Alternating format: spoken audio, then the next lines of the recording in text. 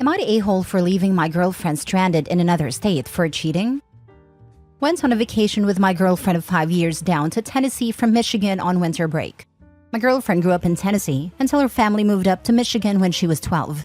It was a big reason I had a crush on her when we were teens because I thought her accent was very cute. Her and I both go to the same college, and we met in middle school when I wouldn't stop bugging her in class. We drove down to Tennessee in my car and we're planning to stay down there from the 2nd to the 7th. We have our classes begin again on the 10th.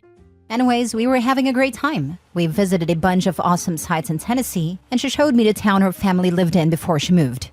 We were staying in a hotel on the 5th, and while she was sleeping, I noticed some guy kept Snapchatting her.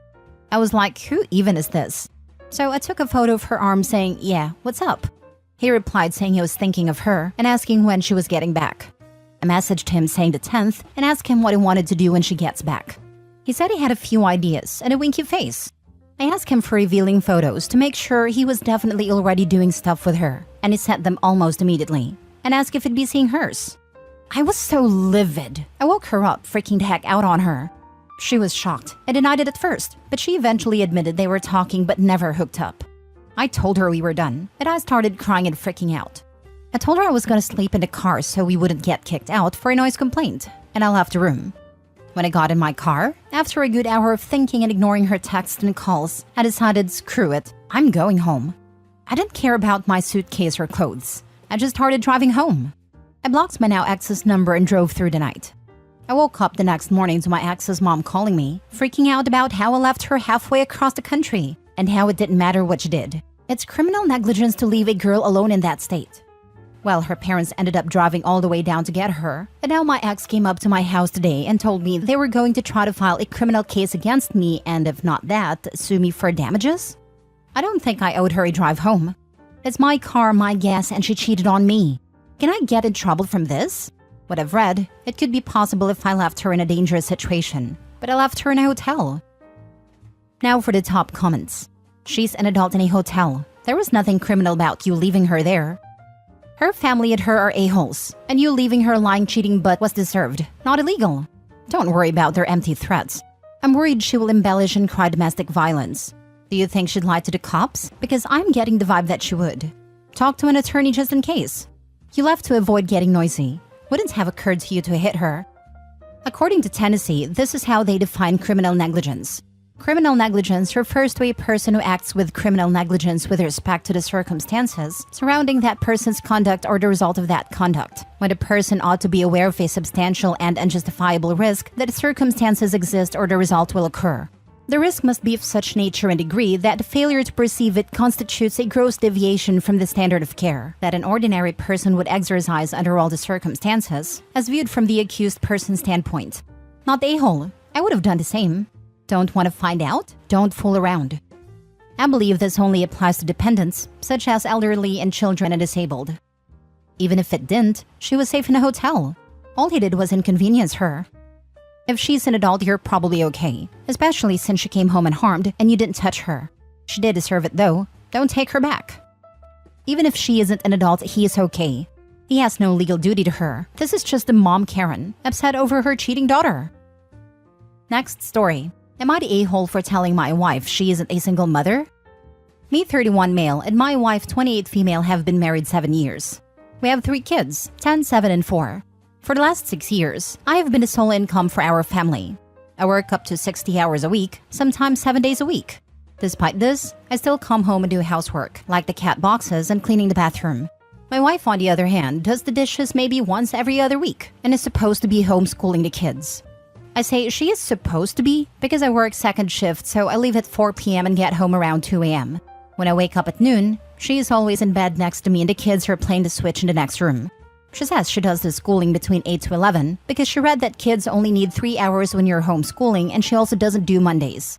When I go to work, she's usually at her TV playing video games, and the kids are still on the Switch. Anyway, I confronted her about the homeschooling and she got really angry. She said how dare I question her parenting, since I'm never home and she's basically a single mother.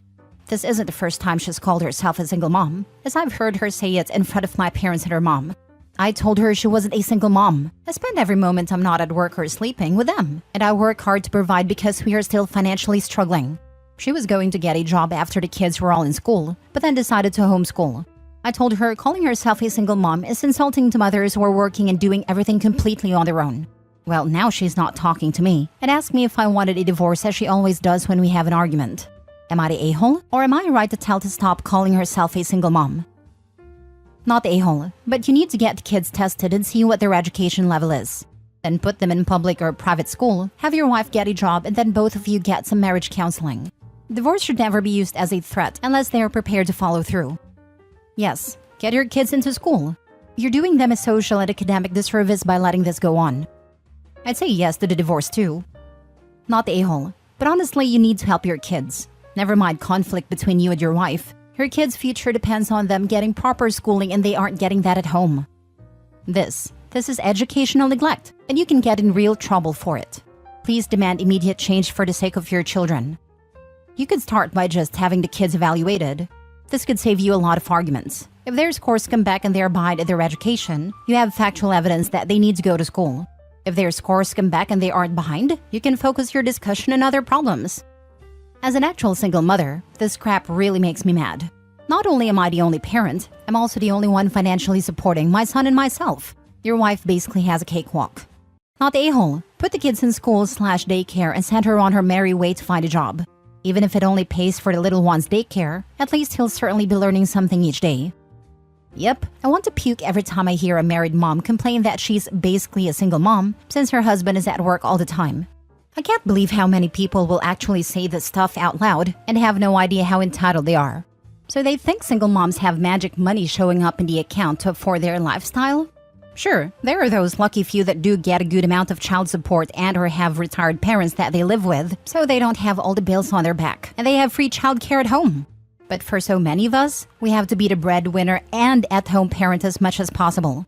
I only got child support in a blue moon when I'd get a check garnished here or there. Had to work 60 to 80 hours a week to maintain a household entirely on my own income and still make it to all the sports game, performances, parent-teacher meetings, and be around as much as possible for general parenting and nurturing.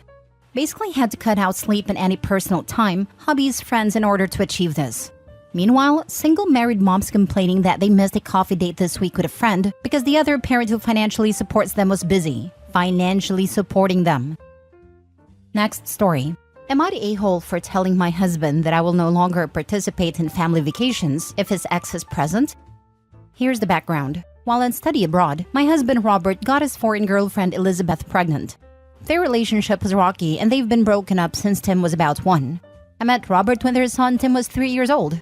Robert and I have been together 13 years. When I met Robert, he was upfront that Tim always comes first, and unfortunately is a package deal with Elizabeth until Tim is old enough for solo international travel. This was unfortunate because at that time Robert and Elizabeth hated each other. My parents-in-law have always paid for plane tickets for Elizabeth and Tim to visit. Elizabeth and Tim usually visit for 2 to 3 weeks every year. Robert always requested my presence for these visits to build a relationship with Tim and, at least the first few years, for moral support dealing with Elizabeth. Elizabeth has mostly been nice to me, although it's very superficial. We are not friends. She's fine with the in-laws because they're very nice people who just want a relationship with their grandson and would never jeopardize that access. Robert and Elizabeth's relationship gradually improved, and by the time Tim was 7, they were in friendly terms. Being required to spend 2 to 3 weeks every year staying in the same house as my husband's ex has always been at minimum uncomfortable for me, at times extremely difficult and painful. But I tolerated it without complaint, without fully expressing how hard it was, because I've felt that my main job here is to support Robert. I've been holding out for the goalpost Robert identified early on, that when Tim is old enough to travel alone, presumably Elizabeth will no longer come with. Well, that time has arrived. Tim is 16, traveled alone to visit last summer, and it was awesome. However, Elizabeth said she wants to come visit again this year, and continue doing so every other year, no end date stated. My parents-in-law will never stop paying for plane tickets, and never suggest Elizabeth not come. In fact, 2 years ago, prior to Tim's first solo trip, they assured Elizabeth that she is always welcome even after Tim is an adult, that she is family too.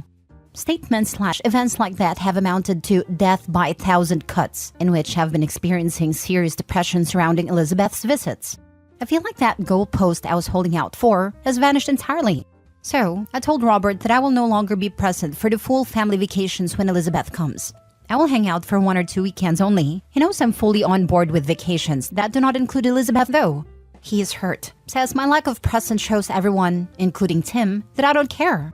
I say that a stepmother cannot form a relationship with a stepchild when the mother is present anyway. And these visits are causing me extreme emotional distress. So it's time I take care of myself. Because no one else is considering my emotions here. So Reddit, am I the a-hole? Now for the top comments. Where is she staying when she comes? With your in-laws? I just want to make sure you understand correctly. Instead of having your stepson come to visit and stay with you and your husband in your home, your in-laws hijack the trip by paying, which then forces you and your husband to go stay at his parents' house for 2 to 3 weeks in order to see his kid? Does your husband have any legal custody and does he pay child support? I feel like the child should be coming to visit and stay with you in your home at this point, but husband should be paying and arranging. Why are the grandparents doing this? This is a messed up custody situation, and it sounds like it is due to your husband relinquishing his parental control to his parents. Sounds like he's the a-hole. It's combined where they stay. The in-laws have a big house, so they host for a couple weeks, which Elizabeth prefers because that area feels more like home to her as she spent the summer there. Then Elizabeth and Tim come stay at our home for a week. The grandparents pay for the trip because they can afford it, are generous people. And if they didn't buy the tickets, Elizabeth could never afford to visit, and thus Tim. Thus, they would have no relationship with her grandson. My husband would not be able to afford paying for both Elizabeth and Tim to visit. At this point, however, we could buy Tim's ticket, which I would be fine with. There's no possibility for legal custody given to 2 different countries. My husband has sent her money every month since Tim was born though. Would your husband be willing to pay for a ticket for just him? If so, then plan his next trip without Elizabeth in advance and have your husband tell his parents that you two are hosting Tim this time. If they're truly kind and generous people, then they will accept that their son wants to be in charge of his relationship with his son now. If they are secretly people who like to be in control and or trying to get their son and ex back together, then they will show their true colors. If your in-laws insist on hosting a second visit for Tim, then let them do that. But that's their vacation, and you don't need to be part of it. And Elizabeth can stay with them. Stop hosting her in your house. Not a-hole. He laid out the boundaries on this at the very beginning and you abided by it. Everyone has a limit, and if you've reached yours, then you've reached it. You've respected everyone's feelings, and now they need to respect yours. Last story. Am I the a-hole for telling my wife if she converts to Islam, I'm divorcing her? Been married 4 years and together for 7. Love my wife with all my heart. We started dating back in high school and have been inseparable since. Back when we were first started dating, she was a Christian. I am an atheist and not super thrilled about religion in general. Well, she ended up falling out of Christianity after a couple years of dating and has gone with the agnostic label since. The last handful of months though, she seemed to be interested in Islam. She'd watch YouTube videos about it, and I noticed she had a Quran app on her phone. I asked her what's going on, and she said she's been feeling a call to be a Muslim. I asked her how and why, and she said she saw some videos of a street preacher, and it made her look into it, and now says it connects to her more than Christianity did. She's a type who goes through a lot of phases though, so I assumed it was just a phase and short-term interest. Well, the other day, she came up to me and said she wanted to get a prayer mat and wanted to try wearing a hijab. We live right outside Dearborn, Michigan, which is one of the largest hubs of Muslims outside the Middle East. She asked if I'd want to go with her to pick them up, or if I'd be okay with these things. I told her that I am not comfortable with it, and I would probably want to separate if she started wearing a hijab especially. She got pretty sad I said that and asked why, and I told her I'm not interested in being with someone who is religious, especially not someone who is visibly religious to the point they won't show their hair. She said she understands why I might not like it, but threatening to divorce over it means I don't love her. I do love her, but I'm not willing to become part of the Muslim community, or to be with a woman who wears a hijab, or someone who would have to start eating halal and stop and pray multiple times a day. Christianity was okay because she wasn't overtly religious and was already wading in it by the time we started dating. She says she doesn't know what she wants to pursue, but is really upset that I'd leave her if she chose to fully convert to Islam. Not the a-hole. If she changes what the relationship is about, then the relationship has changed and there are consequences for that. If this isn't something you're interested in dealing with, then so be it. It doesn't mean that she's the a-hole either, since she can do whatever she wants with her life. But if that's incompatible with what you want to do with your life, then it makes you two non-viable as a couple. Not the a-hole. Changing your belief system is a big deal. Not the a-hole. People get divorced for all kinds of reasons. If she changes from the person you married to a different person, you don't have to stay married. If she converts to Islam, she'd probably be happier married to a Muslim anyway. If she converts and OP doesn't, they're automatically divorced according to Islam. The tenets of her new religion nullify any marriage between a Muslim and a non-Muslim, or a non-practicing whatevers. Not the a-hole. She is making a radical change in her life which will affect you. If she's going to full hijab right from the start, she will probably get into all the other things too. No alcohol, no pork, no talking with other males, bringing up children as Muslims, etc. This is big, and you absolutely have the right to say no. I speak as a Christian, but if I became fundamentalist, I could not complain if my wife refused to go along with it.